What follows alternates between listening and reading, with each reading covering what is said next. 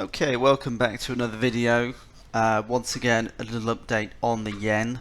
Yesterday, I talked about the move up to briefly 160, and the market fell sharply down to about 154.5. Right now, we're somewhere between that high and the intraday low yesterday. Very big range, very unusual. I want to talk about a little bit more on the yen, Japanese equities if we have time as well, the Nikkei 225, where that's at, and a little bit on the carry trade. So obviously the so-called or apparent intervention is potentially, it's all about buying time for the currency to stabilize. But for intervention to lead to a sustained turnaround until obviously, US interest rate expectations start to fall back is unlikely at this point. And if you were to see a turnaround, it would take a long time. So I want to talk a little bit about that and, as I say, where we stand on our 110 longs in the market. They've been running for quite some time.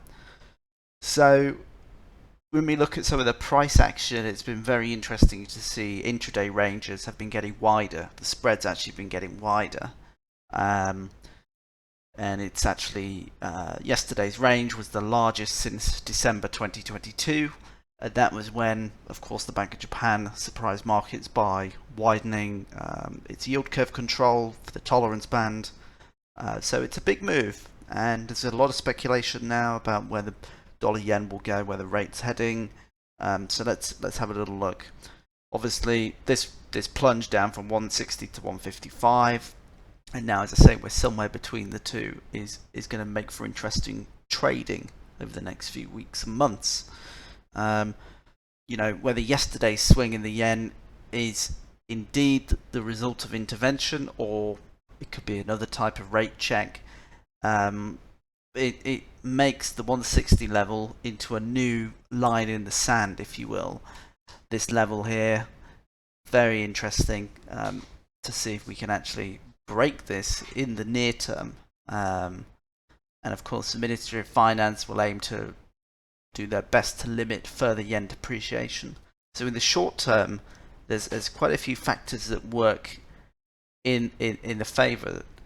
With Japan on a shortened week this week, liquidity in the yen markets will be much lower than it normally would be, meaning that any given amount of interventions will likely go further than they would in a normal week for normal liquidity. What's more, when you look at Japan's forex reserves, they're large enough to constitute now a credible issue or threat for further action. So speculative positioning against the yen is looking pretty stretched at this point. So do we see a large unwind in positions? And on most metrics that we've been tracking, the yen is still a long way below its sort of fundamental fair value.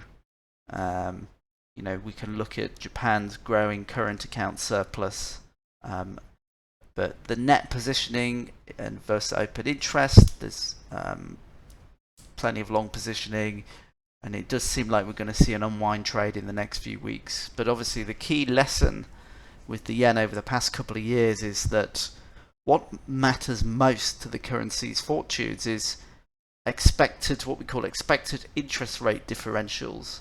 And these drive obviously both the carry trade.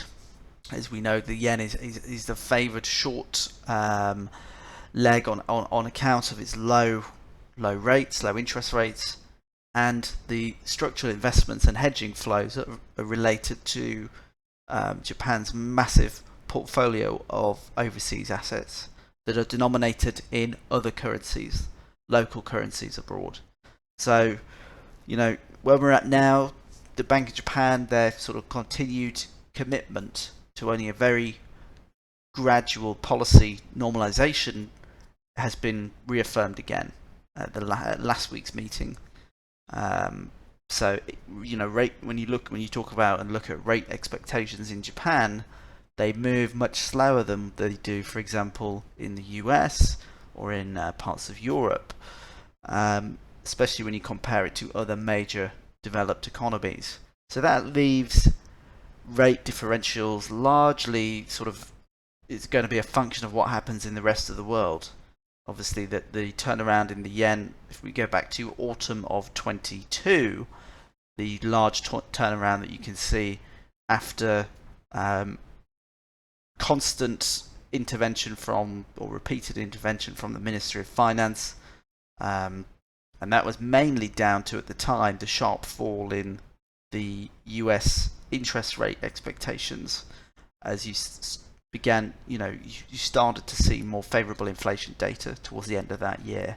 Things have changed since then, and at the last Fed meeting in March, we ticked up ever so slightly. So this is going to be very interesting. The Bank of Japan will remain at the mercy of developments elsewhere, particularly in the US. So it's it's going to be interesting to see, and it might prove a tricky one for the yen.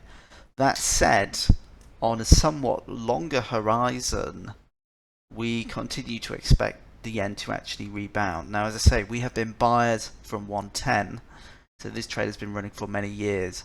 We're still in the position, but when we begin to see a noticeable unwinding, that could be one of the early sell signals to actually get out of the market and profit take on a large, scale. So short-term noise in the data will be here for quite a bit of time. So you've got a rally again somewhat in the dollar, which is, there's all sorts of risks to that when you're hedging against the yen. So let's see what happens.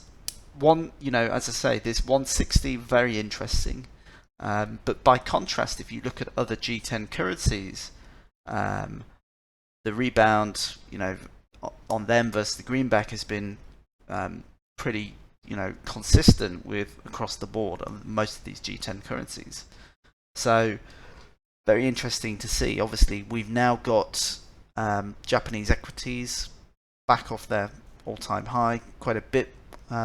Obviously, until recently, Japanese equities had largely sort of benefited from a very poorly performing yen, at least in local currency terms. And as the yen falls against the US dollar, Japanese equities have outperformed their US peers. And the reason for that is that the weaker yen makes these Japanese companies, their products and services, more competitive, and it raises the value in yen of their assets and revenues in foreign currencies. So if the yen can turn, however, from a tailwind to a headwind,